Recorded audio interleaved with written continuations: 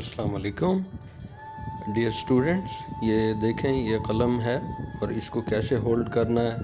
آج میں اس سے آپ کے سامنے اسم ذات اللہ کی پریکٹس کرنا آپ کو سکھاؤں گا کہ اللہ تعالیٰ کا اسم آپ نے کیسے لکھنا ہے۔ یہ دیکھیں how to make its head.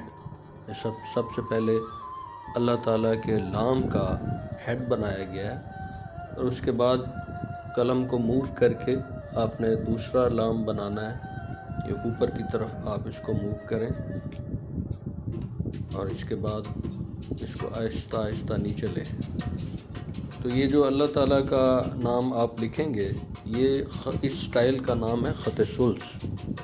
خط ثلث میں یہ تحریر کیا ہوا ہے اللہ تعالیٰ کا اسم گرامی، اسم ذات اللہ۔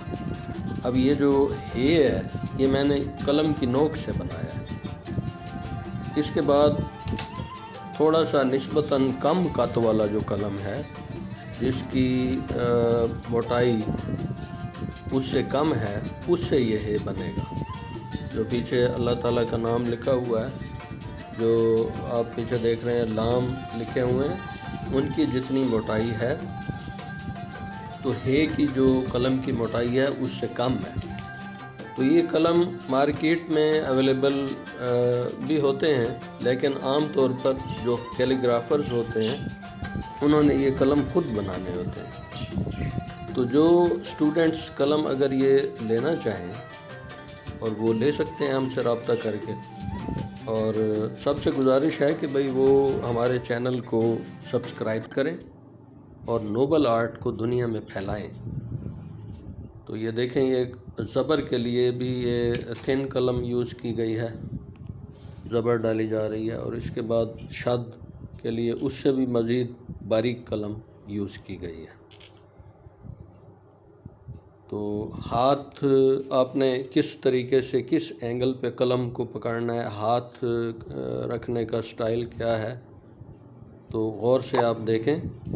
اور اس میں یہ جو تزئین و آرائش کے لیے یہ مختلف آرنامنٹس ہم ڈالتے ہیں، قومیں، اور یہ تزئین اور آرائش ہے، تزئین و آرائش کے لیے۔ تو یہ ڈیئر اسٹوڈنٹس خط ثلث کا لیسن ہے، اس میں اللہ تعالیٰ کا نام آج ہم نے تحریر کیا ہے۔ تو اللہ تعالیٰ سے دعا ہے کہ ہماری اس کوشش کو قبول و منظور فرمائے، اور جو لوگ اس نیت سے یہ خطاطی سیکھتے ہیں کہ بھئی ہم سیکھنے کے بعد، الفاظ کی خوبصورت شیپ سیکھنے کے بعد ہم قرآن پاک تحریر کریں گے، تو یہ کار ثواب ہے۔